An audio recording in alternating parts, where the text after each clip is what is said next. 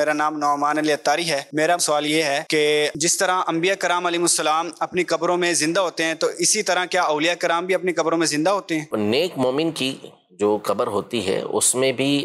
اللہ پاک کی رحمت سے جسموں کے زندہ ہونے کے واقعات یہ مشاہد ہیں، یعنی یہ کوئی ایسی بات نہیں کہ جس کو دیکھا نہ گیا ہو۔ اب بھی بعض اوقات ایسا ہوتا ہے کہ برسوں کے بعد قبریں کھل رہی ہوتی ہیں اور اللہ پاک نے ان کے جسموں کو سلامت رکھا ہوا ہوتا ہے، تو اولیاء کے جسموں کو بھی اللہ پاک یہ سلامت رکھتا ہے۔ اسی طرح جو حفاظ ہیں، جو قرآن پر عمل کرنے والے ہیں، ان کے جسموں کو بھی سلامت رکھتا ہے۔ کثرت کے ساتھ درود پاک پڑھنے والا، اللہ کی بارگاہ میں توبہ کر کے پھر کبھی نافرمانی نہ کرنے والا جسم، ان تمام کے حوالے سے کتابوں کے اندر یہ مذکور ہے، یہ لکھا ہوا ہے کہ ان کے جسم بھی قبر کے اندر سلامت رہتے ہیں، اور یہ اللہ پاک کی رحمت ہے کہ وہ اپنے انبیاء کرام بالخصوص نبی پاک صلی اللہ علیہ وسلم کے صدقے میں یہ انعام دوسروں کو عطا فرمانا چاہے تو عطا فرما سکتا ہے۔ تو ایسے واقعات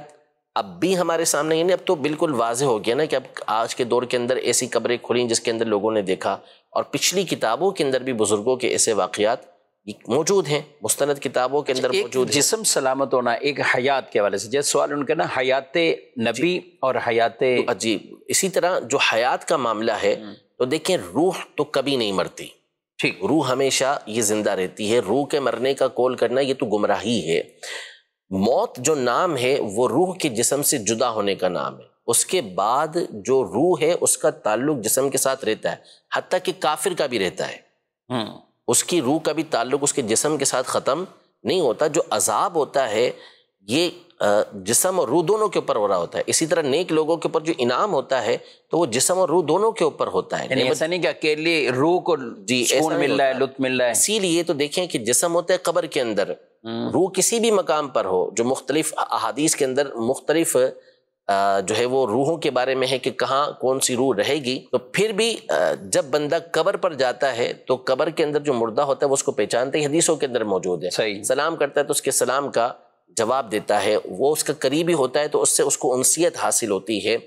تو یہ ساری چیزیں روح کے ذریعے ہوتی ہیں، وہ روح کا تعلق ہوتا ہے اس جسم کے ساتھ، جس کی وجہ سے جسم جو ہوتا ہے آنے والے کو پہچان رہا ہوتا ہے۔ تو حیات یہ تو ہر ایک کے لیے ثابت ہے، اب ہر ایک کے درجے کے مطابق پھر اس کے لیے حیات ثابت ہوتی ہے۔ سب سے اعلیٰ اور عرفہ جو حیات ہے وہ انبیاء کرام علیہ السلام کی، شہداء کرام سے بھی بڑھ کر حیات ہے۔ اور نبی پاک صلی اللہ علیہ وسلم نے تو واضح طور پر جب درود پاک کے حوالے سے بیان کیا تو صحابی نے جو عرض کیا تھا، جی، کہ آپ جب قبر میں تشریف فرما ہوں گے تو کیا اس وقت بھی یہ آواز پہنچے گی، آپ ان لوگوں کا درود اسلام آپ تک پہنچے گا؟ تو نبی پاک صلی اللہ علیہ وسلم نے واضح طور پہ فرما دیا کہ ان اللہ حرم علی الارض ان تأکل اجساد الانبیاء، کہ بے شک اللہ پاک نے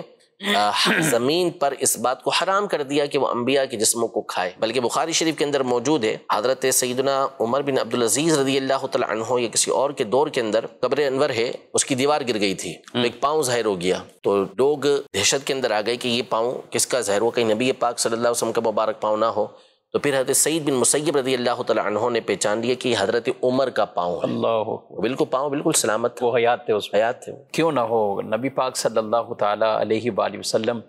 آپ خود فرمائیں کہ میں موسیٰ علیہ السلام کی قبر کے پاس سے گزرا، وہ اپنی قبر میں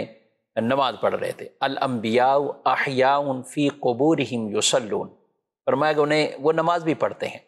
اور پھر اللہ انہیں یہ طاقتیں بھی عطا فرماتا ہے، جہاں چاہیں وہ تصرف بھی فرمائیں اور وہاں جہاں بھی سکیں۔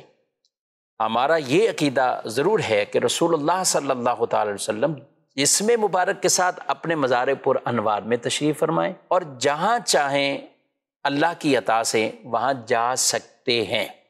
یہ نہیں ہے کہ ہر جگہ آپ موجود ہیں، ہر محفل میں آپ باقاعدہ تشریف فرما ہوتے ہیں اور جاتے ہیں جسم مبارک کے ساتھ، یہ نہیں، علم کے ساتھ سب کو مشاہدہ فرما رہے ہیں، پوری کائنات کو مشاہدہ فرما رہے ہیں، اور ہماری آوازوں کو، ہماری فریادوں کو وہ باقاعدہ سنتے ہیں۔ میرے امام اعلیٰ حضرت فرماتے ہیں، دور و نزدیک کے سننے والے وہ کان، کانے لالے کرامت پہ لاکھوں سلام۔ سبحان اللہ۔ کثرت سے درود و سلام پڑھیں اور ان نیتوں اور عزائم کے ساتھ پڑھا کریں کہ میرے آقا صلی اللہ علیہ وسلم ہمارے درود کو سنتے ہیں۔